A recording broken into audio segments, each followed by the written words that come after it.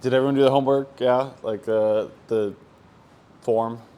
Yeah. Okay, that was more important than the other stuff because we'll do that together, anyways. And the middle of the section, the class, I'll go through everyone's individually, and give everyone their little brand sheet. I think there were some people. I know at least Sebastian was going to be on, but yeah, this is a little overwhelming how little people are here today. So, whatever. This will be more interactive, I think, because I want you to like come up with a script from the questions. So just give me your emails. I'll send you your answers, and based on your ICP, your brand positioning, you can ask AI to create a script for the About Me videos, the My Story videos that I want everyone to do.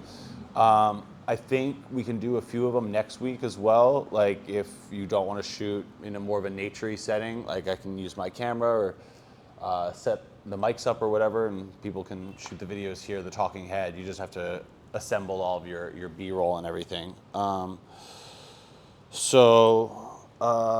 This is what I wanted to go through last week, but I was a little rushed with everything else. But we'll just go through it quickly, and then we'll get into like the other presentation I have prepared, and then we'll go through the 5 posts that you came up with around like lunch, and I'll sit everyone outside to just get your brand assessment. So I want, this not just to be like strategy, but like I want to teach you guys about shooting and lighting and like partner people up next week where we can actually like help coach people. When I shoot a talking head or a reel, all I try to do is I get 2 sentences out, and then I kind of like band-aid the jump cut with a B-roll or something I'm going to cut to, and also B-roll or jump cuts aren't that like extreme anymore to throw off your audience, so I think it's actually kind of fine. I've tried doing like teleprompter stuff, but I just don't work that well that way. So having like a partner or somebody to just like feed you the lines, you say 2 lines, you say the next 2 sentences, and then that's how I like to shoot when I do talking heads. So we have done a little bit of strategy. You guys know who your ICP is at least. You're gonna make a really good About Me video, which helps attract people to you with pinning that post.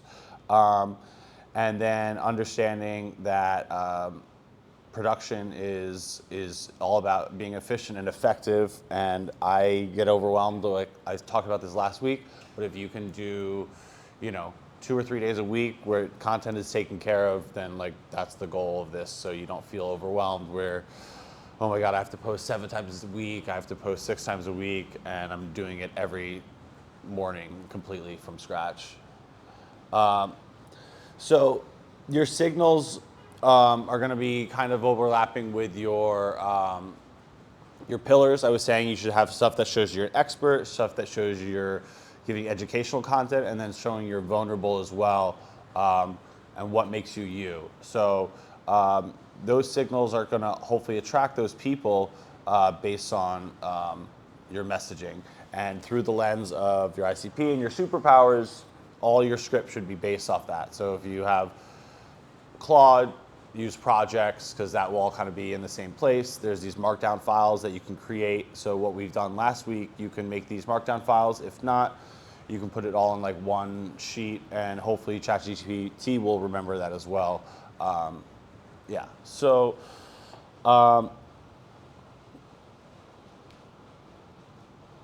when you guys did your superpowers last week, did any of you like find something interesting that like AI gave back to you? Which is like, obviously we all have our talents, we all are good at certain things. I didn't think I was like a decent public speaker, but I think I've gotten better from practicing. Is there anything that like surprised you that was one of your superpowers that you should try to incorporate into your content? No? Everyone knew what they were. There was something, but I actually forgot. I need to look into it. Yeah. Like I always felt very guilty for like liking a little bit of everything. I was like, okay, I like to shoot, I like to direct, I like to edit, but I felt like that was like a weakness for a really long time. I was like, okay, this doesn't really like make me stand out. but then, transitioning to social media, then you need all those skills and stuff with it. So I think it helped. Definitely felt pretty guilty about moving into the social media space, coming from like a background with music videos and fashion. But it has been pretty fun based on the people I have gotten to work with. Did you find it? Okay. So yeah, because of your superpowers, you want to be that category of one where you're just like, no one else can do what I do. I have these specific talents and stuff. So there might be some people who do something similar to what you do with health and nutrition and stuff. But what makes you a little more unique that other people have to go to you and not anybody else?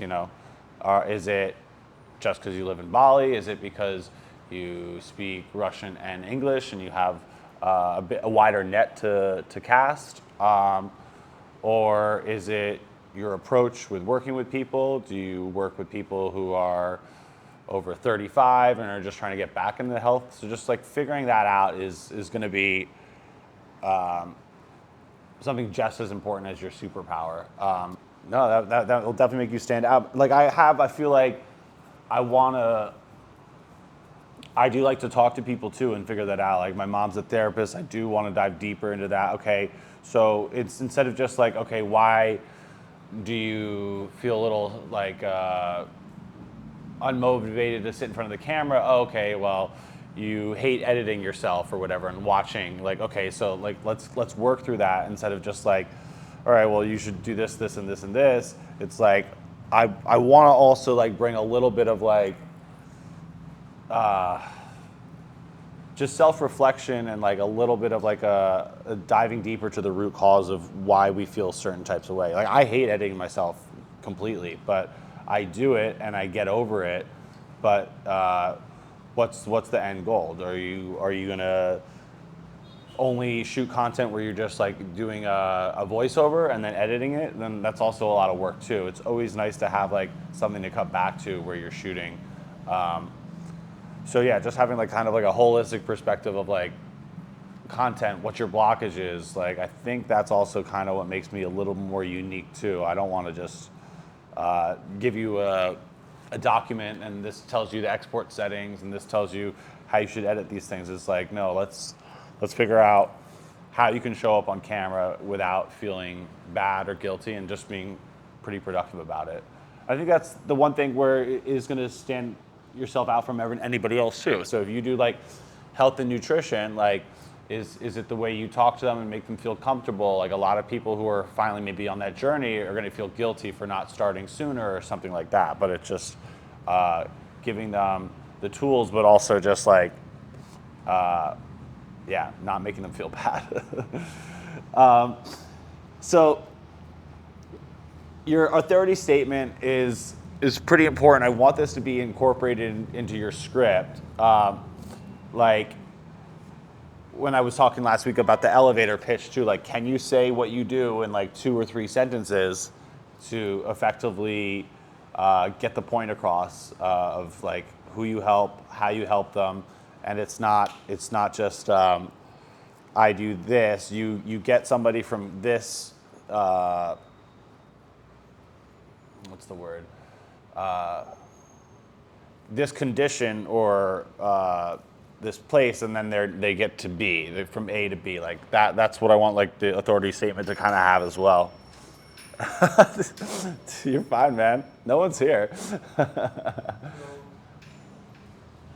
Attendance will be easy.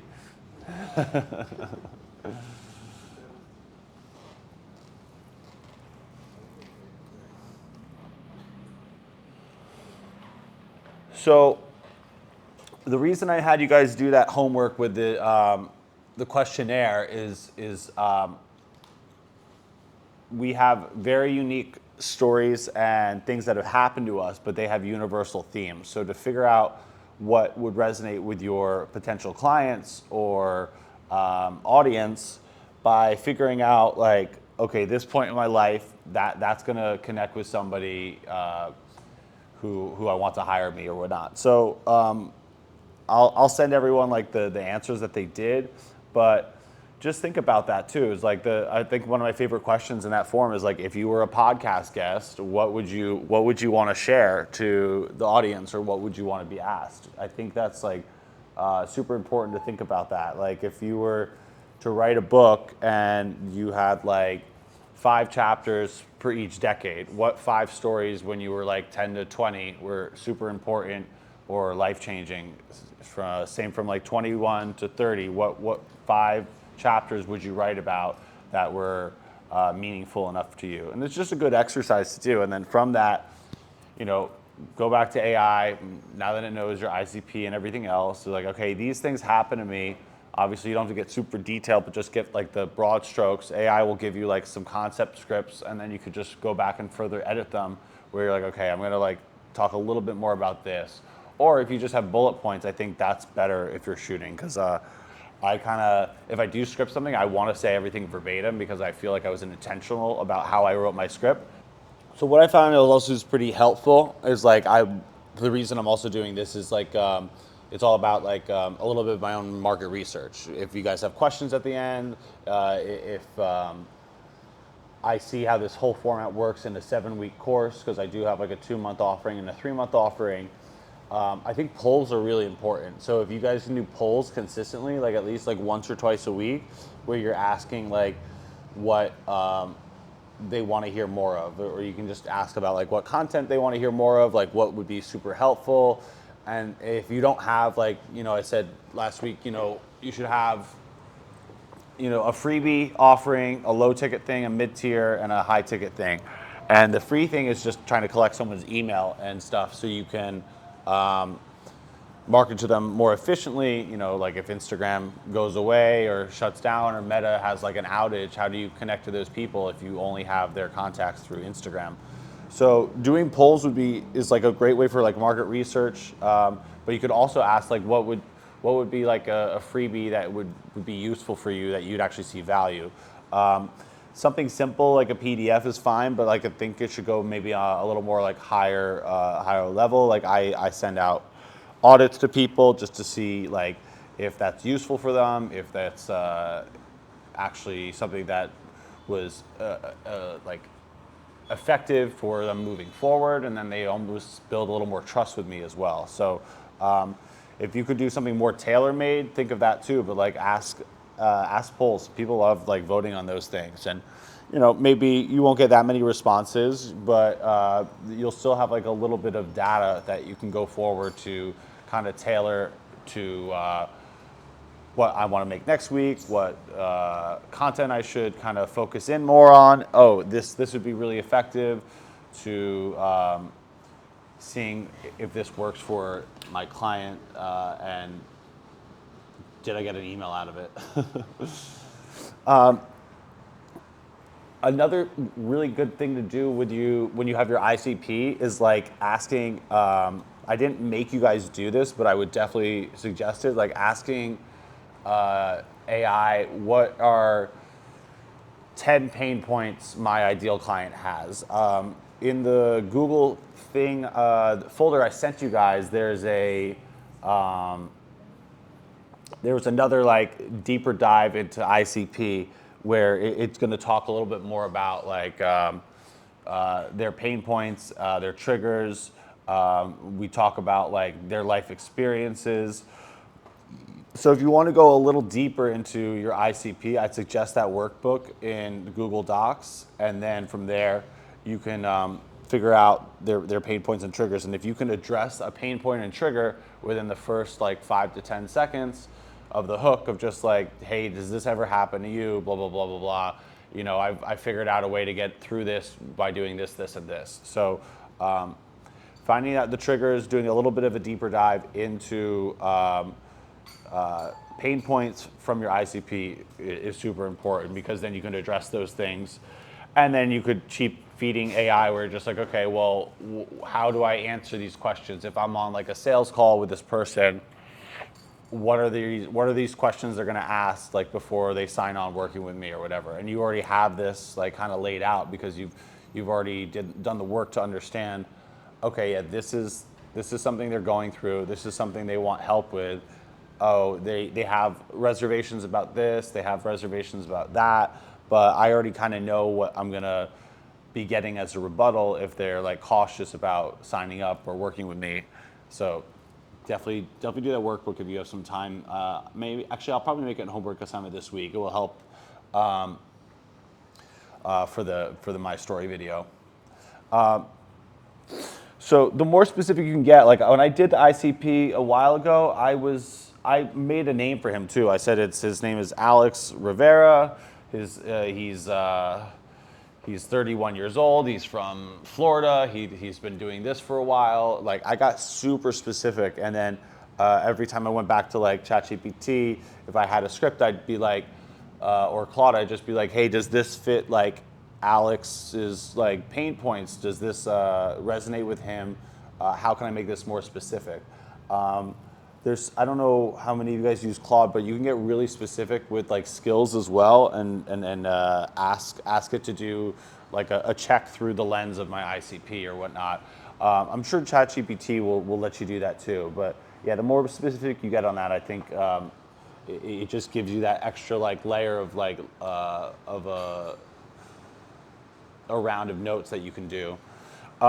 So if you get really specific about talking to that one person, then maybe there's only like 30 people who are uniquely in that category, but those 30 people are going to be like kind of your fans for life if they feel like you are resonating with them, with the script, with that targeted content, and basically, I forget. There's this book, I think it's called just like something about how like you just need like 1,000 fans. Like there's some people who have, less than 1,000 fans? something like that. But like you mean followers? Like, Yeah, it's like that. So it's basically like it doesn't matter if you have like 500,000 followers. If you have a dedicated 1,000 fans who are like, I fuck with him, whatever product he releases or she releases, they will buy from you, and it doesn't matter the cost. If you have 1,000 people buying something for $1,000, that's $100K right there. If you're like selling every year, so think of it like that, where it's just you just need 1,000 people who just like fuck with it hard. Like I don't. I'm not like super impressed with like my follower count, and I know some people who have less followers than me, but they still sell because they have maybe 100 of their 2,000 followers who are going to buy whatever price point it's going to be.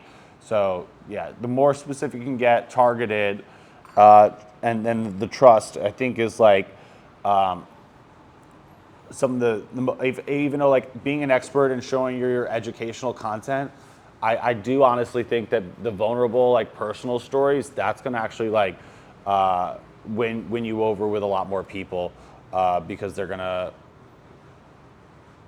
see that you're a person, you have a unique story, and you have also a unique offering. But I think people are just very tired of some of the fake stuff on social media. So if they see that comes across through your content, then that's it. So yeah, I was mentioning Ross last week. Like we worked together for over a year, and we were still figuring it out. Like on the way, like literally, he didn't know what he was doing. I made him an about me video, and he called himself like a chief fractional product officer. I had no idea what even that meant, but he worked in like a corporate background world. But this was just a beautiful way where it's like, okay, we did figure it out a little bit on the way, but in the beginning, it was like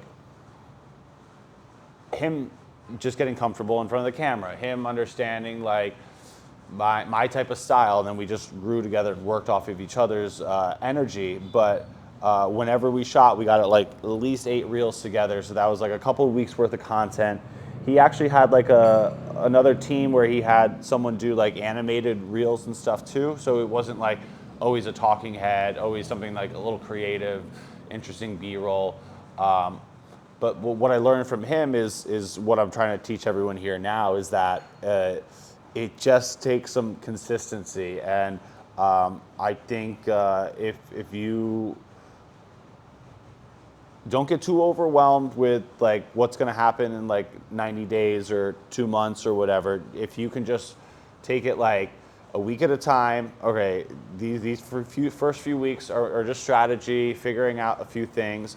Once we do like the about me video, my story video, you'll understand a little more of like the process, how long it should take, and if you can have a partner from here that you can partner up with and shoot content with. So you shoot 4 of their reels, they shoot 4 of your reels one day. Maybe you do vice versa another day. Try to have like 8 things shot.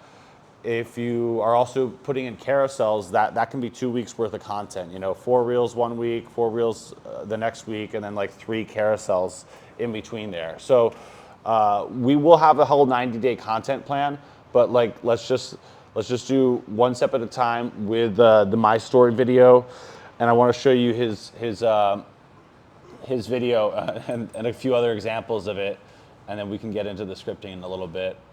I like how it's like a lot of his stuff you could still see it's like shot on his phone. Like this is like nothing crazy. This is obviously the front of the camera, which I tell you never to use, but obviously you want to see yourself. Like this is shot on a nice camera. This is shot on a nice camera. Does everyone like my cursor? When I got this Mac, I was like, I'm going a deep dive through all the settings. I was like, oh, you can change the color of the cursor. You can change like the size. I love this. I'll never lose it. So like obviously you can see this is shot nice, and then he goes back to doing iPhone. He does like, this is like the vulnerable stuff. He just has a thought or whatever. This is an iPhone again, but he's got at least a nice light. This is obviously the nice camera again. So it's like, you don't have to think that like I have to shoot like on a good camera all the freaking time. I like how he doesn't care about the grid.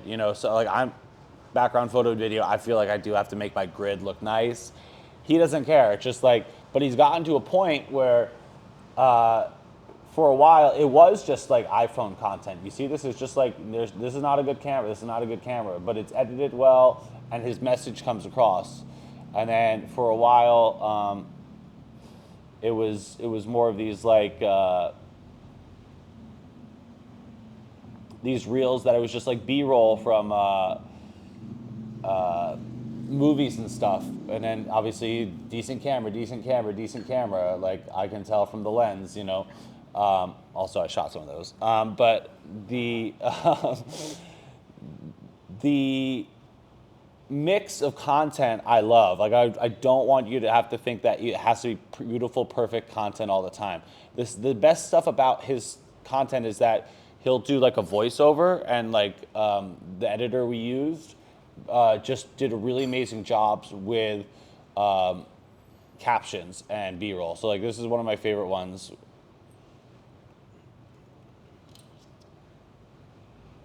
Oh my goodness.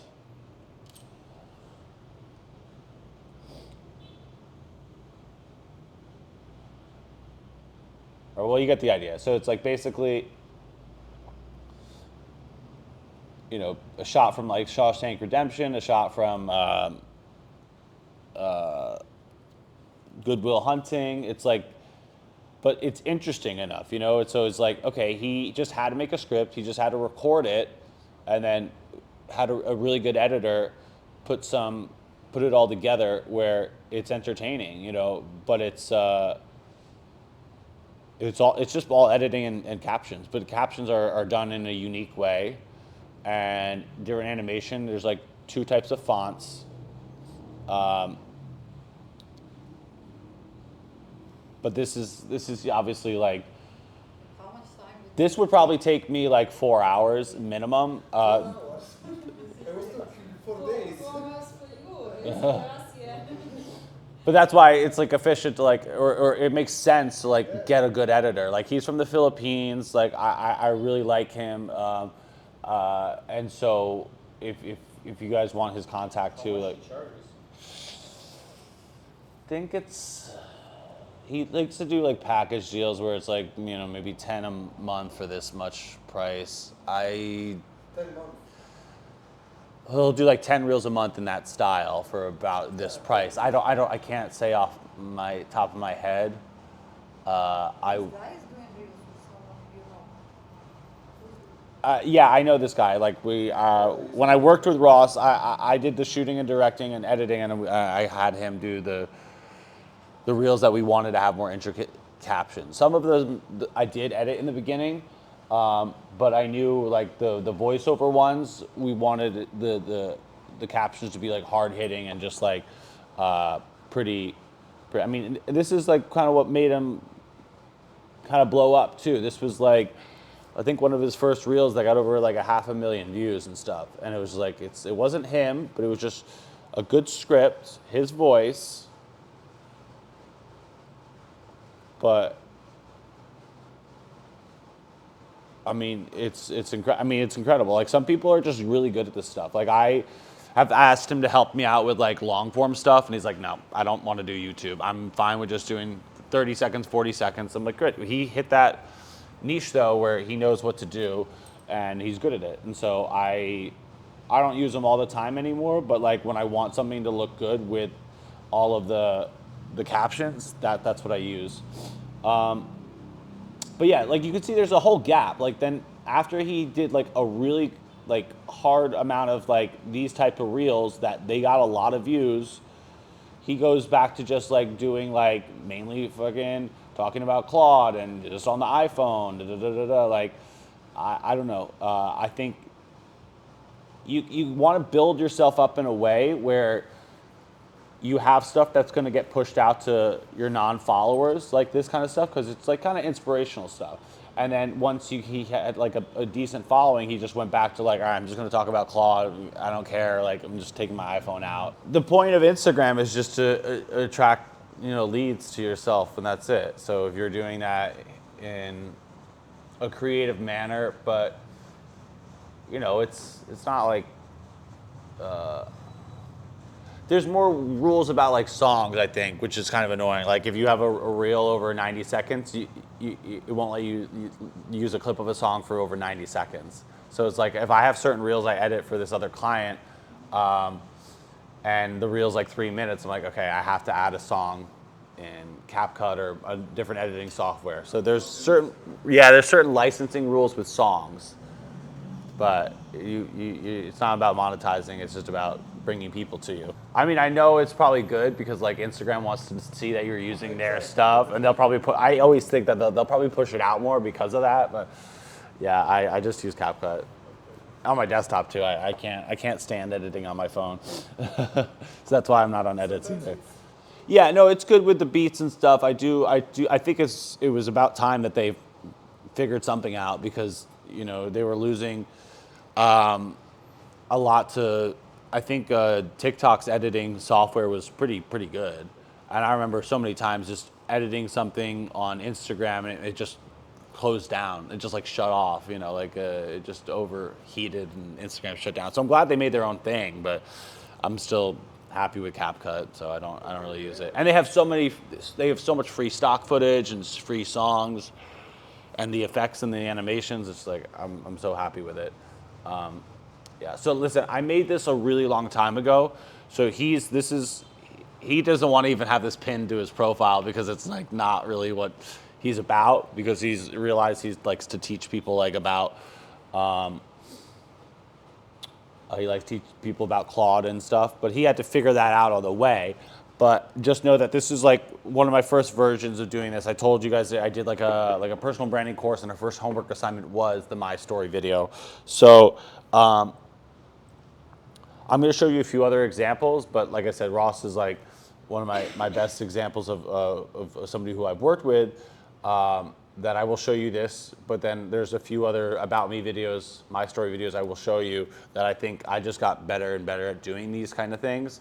And plus I think being short and sweet is a little more effective. Like this, I think he talks for like 3 minutes, and he made the script. I helped him edit the notes and stuff, but it's just like, yeah, let me know your thoughts.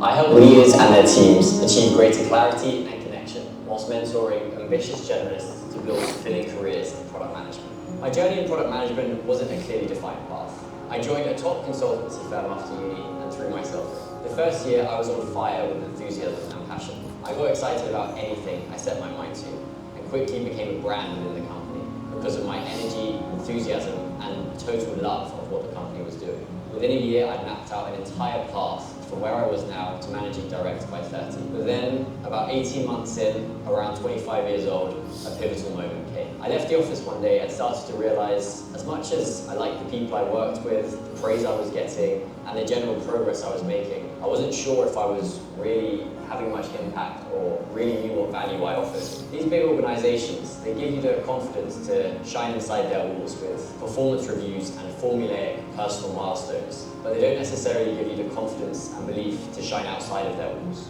They don't help you see your value beyond their perspective of the world. So I started to question what I could do with what I know.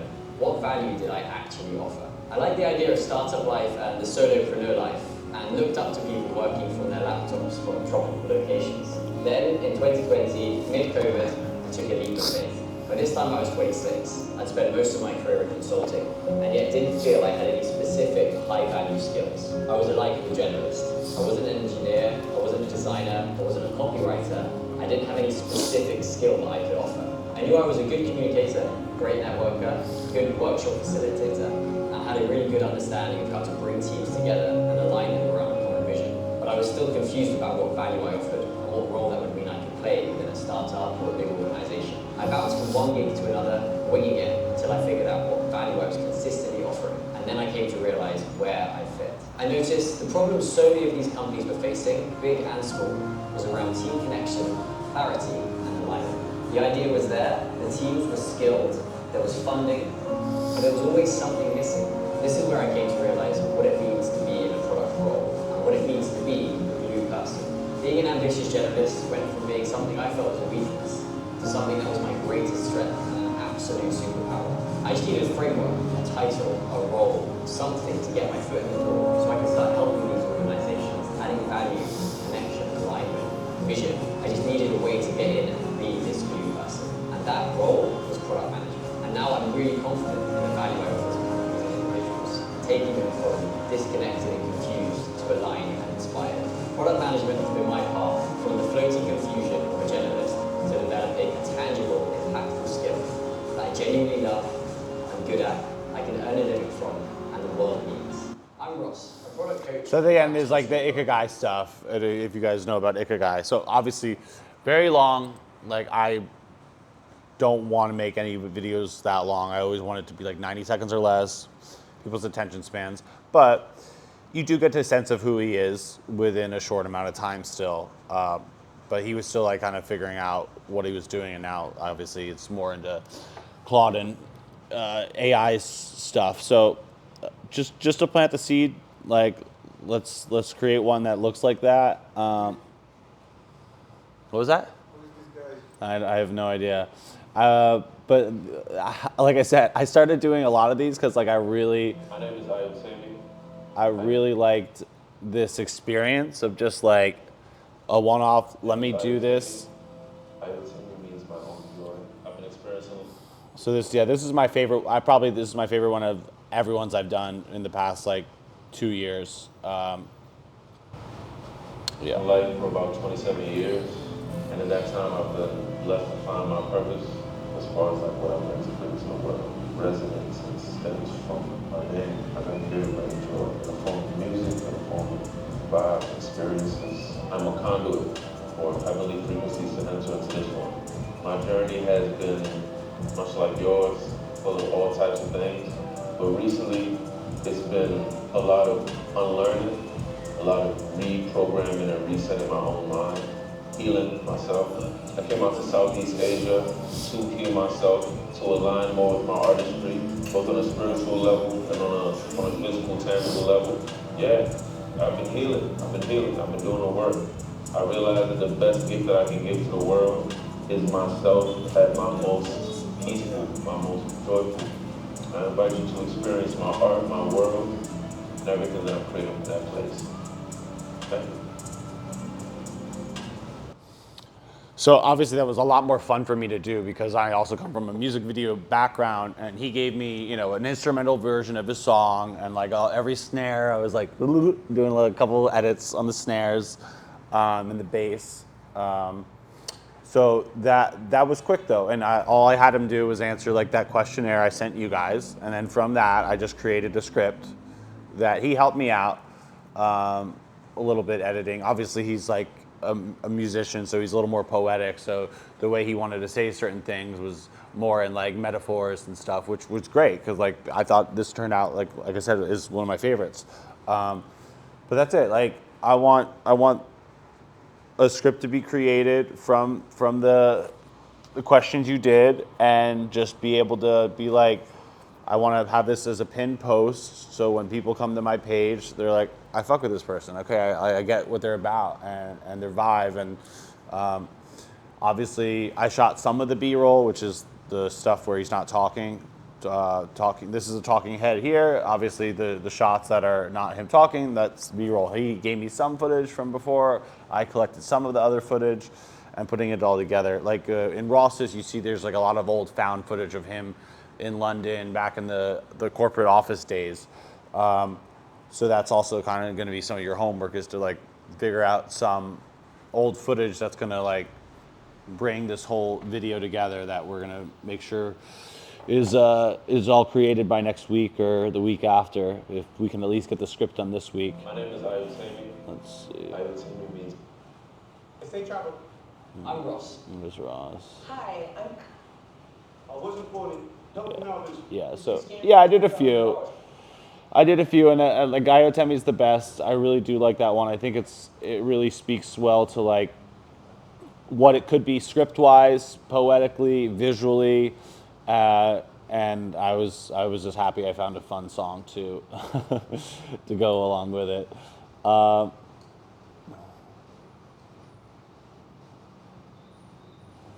So let's see. I have another presentation that is more about like shooting and framing and composition, but I also have the brand audits I want to do for everybody, and then I also, while I'm working one-on-one with people, I'll send you guys the answers so you guys can throw it into ChatGPT or Claude and see if you can generate your own script.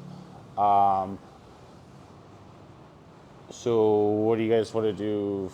You want to just do like the break-offs where we kind of have like if I have one-on-one time with everybody like for 10 minutes, everyone else can like chill and work on their own stuff. Count that as the break as well. And yeah, does that sound okay? Yes. All right, and then we'll do the presentation at the very end about like lighting and stuff, just so you can think. Because there's been stuff in the past where I basically will shoot a few scenes of me at the computer because I want B-roll for certain reels. Okay, so everyone emailed me their email, right? So I can send that out to people. Where was it?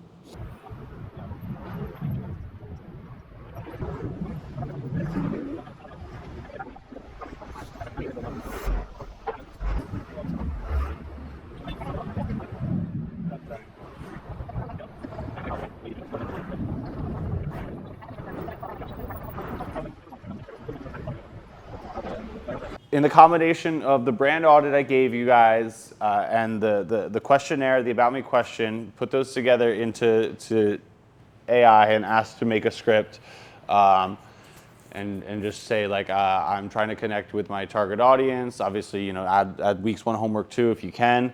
The more you give it, the better. And try to say like, try to make this script, you know, 90 seconds or less. I want to really connect with my brand audience. Anybody who's a new follower potentially and they see this pinned post, I want them to resonate with my story, what I'm doing, and what my offerings are, and just you know, show a different side of me than what most of my other content is potentially about. So yeah, 90 seconds, you know, and then just post your scripts, you know, hopefully before Friday this week, because we can give each other notes. So by the time I see you guys next week, it should be, you know, draft 2 or 3 that you've already made a couple iterations on.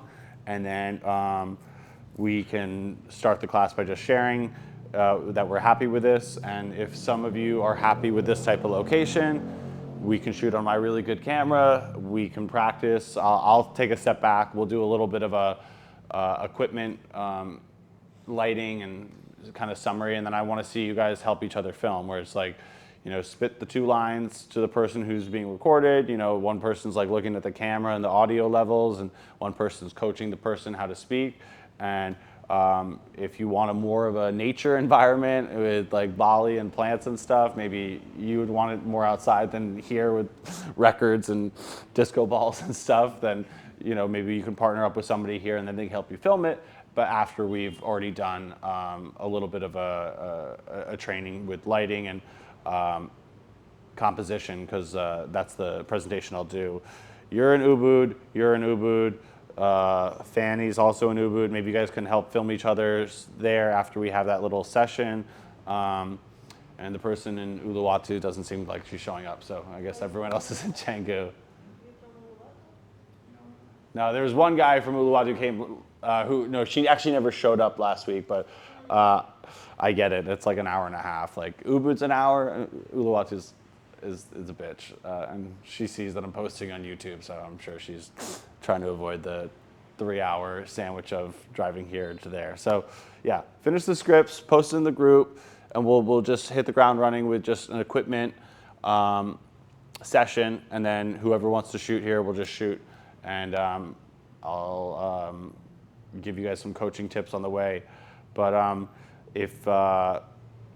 if you do think you want to shoot here, just be conscious of like, okay, let me bring maybe 1 or 2 options wardrobe-wise. Let me bring a shirt. Let me have some options.